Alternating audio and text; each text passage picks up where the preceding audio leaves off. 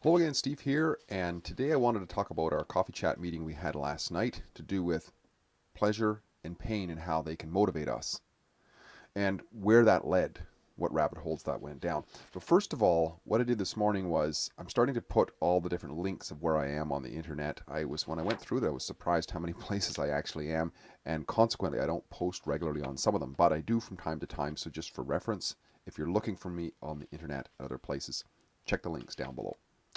All right. So once again, the topic was pleasure and pain and how it can motivate us. And we talked about how, well, the last video I mentioned this too, how, pain kind of pushes us towards what it is that helps us to look where we want, because we don't want the pain, we want that. And then the pleasure that we somehow perceive that could help us with draws us towards those sort of doing the things that we evolved to need, right? We need to have procreation, so therefore there's pleasure involved, right?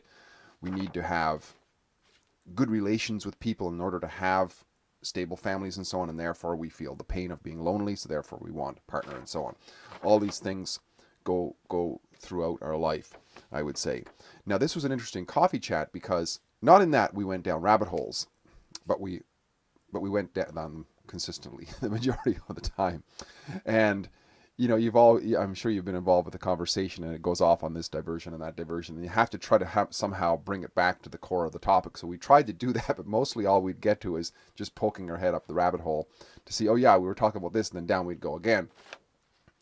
And the topic that we kept going down was this topic of freedom of speech, which is interesting. And I think the reason why it came up was because there was the comment by somebody about how the old saying, sticks and stones can hurt my bones, but words will never hurt me, or break my bones, I guess. And the comment made there that's a false state. The comment seemed to be unanimous in a way, or mostly people believe that it was a false statement because, in fact, words can hurt us. And I have to admit, I did a terrible job of supporting my side of it, which is I'm very much in favor of free speech.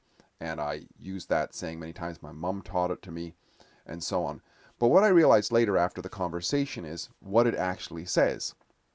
It says that sticks and stones can break my bones, but names will never hurt me.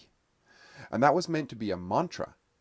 It didn't say that names will never hurt you, because it's my or words never hurt you. It's my responsibility to modulate what I say, so I'm not just dogpiling somebody or whatever.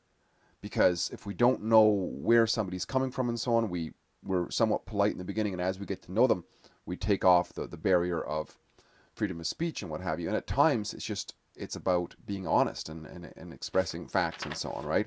So that's the important thing that I think Mom was trying to teach me, is that words don't have to hurt you. Sticks and stones can. So that's the boundary, right? If somebody's clobbering you with a stick, that's an issue. If somebody's just calling you names, learn how to deal with it in some way is the most important thing. And the topic was so prevalent within our chat that we decided that let's have this as our chat for the next week. So on June 11th, we're going to have the coffee chat on freedom of speech. This is a shout out for that. Now, one of the things that I was trying to make the point of was that, sticks or physical violence is objectively measurable. It can be measured. Whereas words and so on cannot be measured.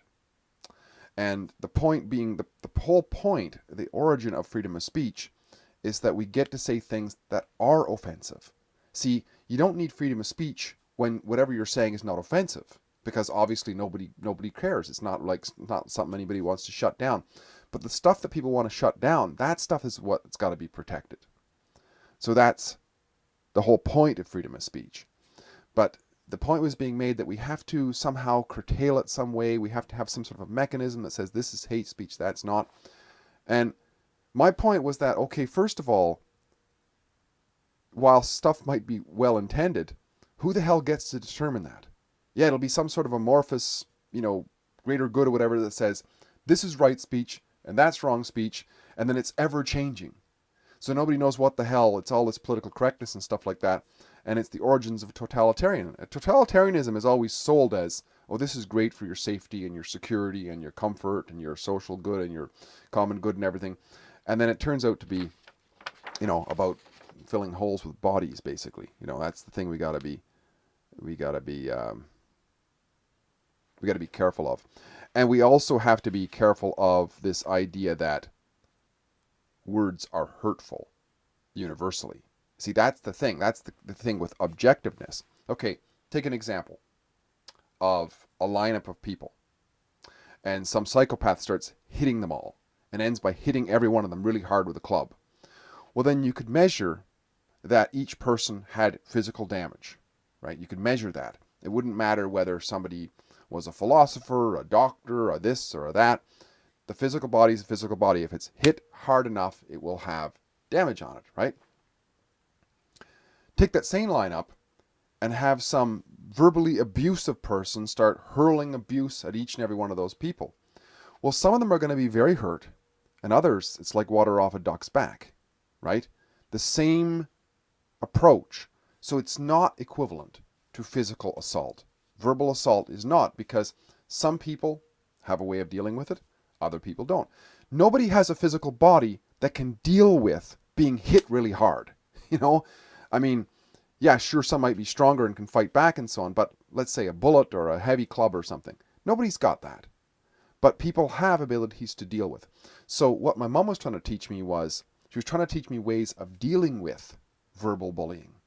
And that's a very valuable thing, because when you go out in the real world, you're not going to be cushioned from that. That's what childhood is for. Parents are there to protect their children so that they're not getting all that, because children don't have the mechanisms built up and the training and so on built up to deal with that kind of abuse, right, in the world. But we, as adults, hopefully do.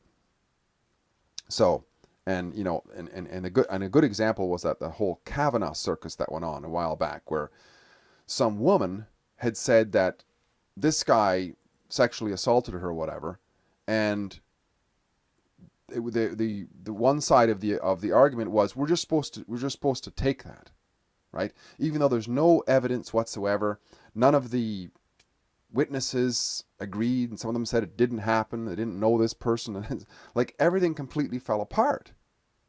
But I was talking to somebody fairly recently, somebody who's otherwise very intelligent, and she seemed to think that just because it was said, it should have been taken seriously, and that guy shouldn't have been promoted to a judge or whatever. And I said, well, hang on a second here. We can't have that. If women want to be treated equally, they want to be respected as upstanding and so on, they can't just go around and just be able to say, that guy raped me, even though I've got no evidence, no witnesses, there's no police report, there's no, it's been investigated and everything else. Even though all of that comes up with nothing, you still have to believe me. No, those are words, right? They're just words. There's no evidence to back it up. And yes, I would come back to it. I have felt very hurt by people's words. Other people have felt very hurt by people's words. But there's no evidence that we can present. I can't show you a blood test or something that said, XYZ individual over there called me a bad name and therefore I feel bad today. As far as I know, there's nothing like that. So therefore, we have to have freedom of speech. Absolutely cornerstone to society, to our overall happiness as a society, and for the greatest good of the most is freedom of speech. Because remember too, people who have terrible ideas and are putting out all kinds of nonsense and they're hurtful people and so on, if they're allowed to do that, then they're going to get put in their place because somebody's going to tell them they're an idiot or something. But if they're not allowed to do it, then they'll just do other forms of manipulation, and people will find their workarounds. But the thing is, with freedom of speech, we're out in the open, and that's the way it should go, I would say.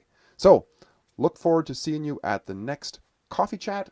The coffee chat will be on freedom of speech, and of course, we're a chatting group, so therefore we should have freedom of speech to express our ideas at coffee chat as well. If you like what I'm doing, please like, subscribe, and share. And we'll talk again soon. Bye for now.